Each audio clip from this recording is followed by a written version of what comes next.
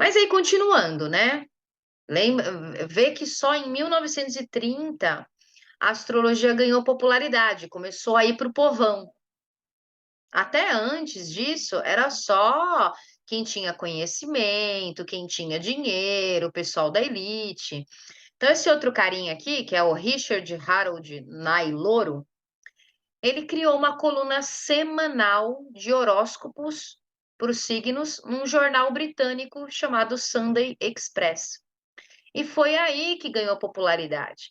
Então, o que a gente vê hoje, eu entro lá na Cláudia, eu entro lá na Marie Claire, eu entro lá na Abril, no Terra, e eu vejo lá horóscopo da semana. Essa coisa do horóscopo da semana, horóscopo, a palavra horóscopo, ela foi criada em 1930 para trabalhar os signos, né, de uma forma popular. E aí, no último século, principalmente, eu já mostrei para vocês que nós estamos na era de Aquário já desde 1919, se eu não estou enganada. Tem um grande psicanalista chamado Jung. Não sei se vocês já ouviram falar dele, o Carl Gustav Jung. Jung, assim, nós temos o Freud acho que todo mundo já ouviu falar. E o Jung? O Freud, ele estudou a psicanálise e ele tinha lá a forma de enxergar como é que funcionava a psique humana. E o Jung era meio que rival do Freud, porque o Jung não concordava com algumas coisas que o Freud definia. E o Jung criou uma correlação, porque ele estudou, Jung estudou astrologia, Jung estudou I Ching. Jung era um cara muito à frente do tempo dele, e ele estudava essas coisas espirituais, herméticas, iniciáticas, e ele começou a incorporar uma nova roupagem dentro da astrologia, dizendo que dentro do mapa astrológico da pessoa, a pessoa conseguiria se analisar como ser humano. O que que Jung quis dizer? Escuta, o mapa astrológico não é só um mapa que fala onde está seu sol, onde está sua lua, onde está seu ascendente. Se você analisar o mapa, você vai entender quem é você, quais são os seus problemas, quais são os seus desafios, quais são as suas virtudes.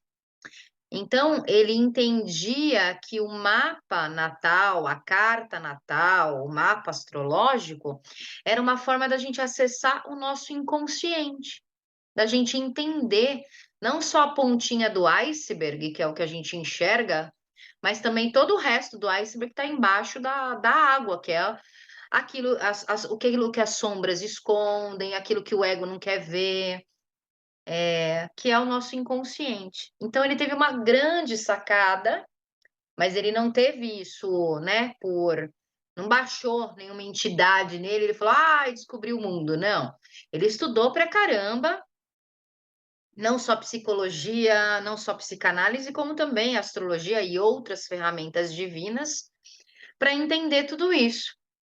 E aí a astrologia ganhou um novo patamar, saiu daquela coisa de jornalzinho de horóscopo e começou a ser algo mais profundo. Tipo, eu vou olhar meu mapa para descobrir quem eu sou, onde estão os meus problemas.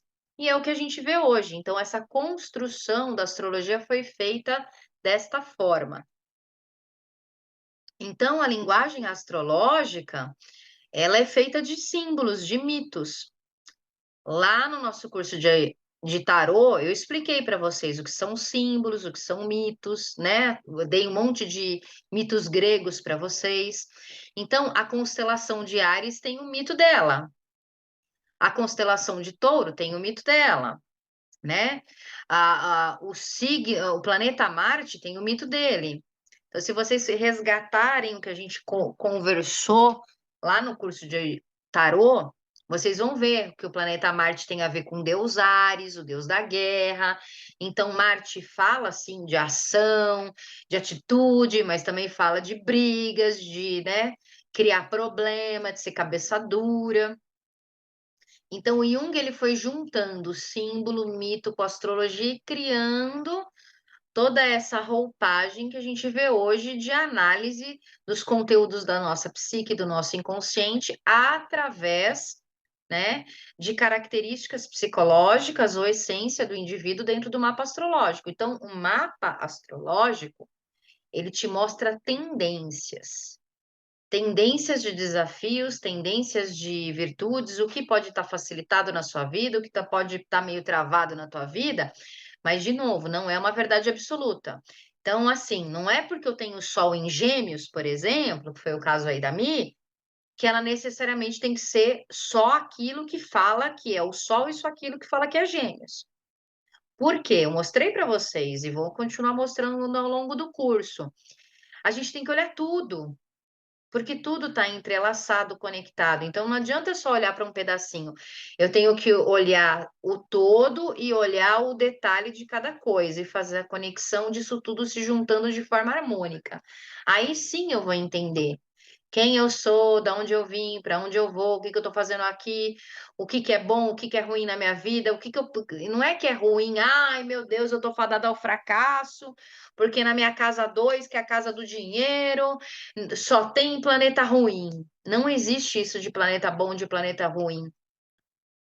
Existe uma tendência a uma maior dificuldade, mas a partir do momento que a gente começa a analisar o mapa, que a gente começa a entender tudo isso, nós temos capacidade de focar no problema e encontrar a solução. E aí, como eu estava explicando, tem vários métodos. As mais utilizadas são a ocidental e a oriental, né? A ocidental é a tropical, que é que a gente vê hoje, a oriental é a sideral ou védica, que eu acredito que vocês já devem também ter ouvido falar dela. E aí, eu trouxe aqui só um pouquinho para vocês terem noção da diferença, né? E do que elas têm em comum. Então, tanto a astrologia tropical, que é a nossa, ocidental, quanto a védica ou sideral, elas têm 12 casas astrológicas, 12 signos e 4 elementos. Então, dividiu lá o céu direitinho, né? 12 casas, 360 graus, dá 30 para cada um. 12 signos, 360 graus, dá 30 dias para cada signo. 4 elementos, eu tenho 12 signos, coloco 3 signos em cada elemento. E assim fica tudo bonitinho, tudo fecha, tudo fica harmônico, linear, mas eu estou mostrando para vocês, acredito que vocês já começaram a perceber, que não necessariamente isso tudo que foi delimitado, criado, faz sentido de verdade. Ou faz sentido, ou, né, identifica com o que está acontecendo lá em cima no céu de verdade. E o que que essas duas astrologias têm de diferente, né? A astrologia tradicional ocidental, ela considera o ponto vernal em 0 graus de Áries. E ela considera efemérides congeladas. O que são efemérides? Efemérides são cálculos matemáticos que em algum momento alguém fez e definiu quando cada planeta ia estar em cada signo. Isso foi feito lá atrás, não foi revisto até hoje e já está bastante desconfigurado. É um fato. Aí aqui eu não estou dizendo que é um método diferente, mas nada está certo, nada está errado, tudo tem o seu, entre aspas, né, valor. Não.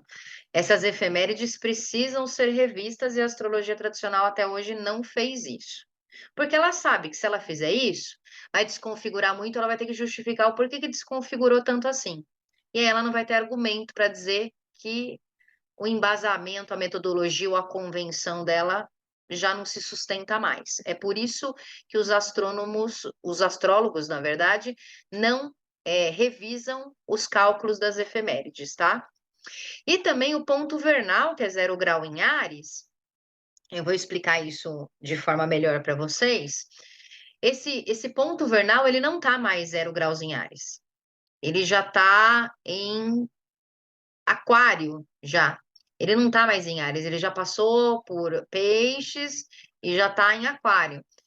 Então, também é uma outra situação que, se eles mudarem as efemérides, eles vão provar que o ponto vernal também se modificou.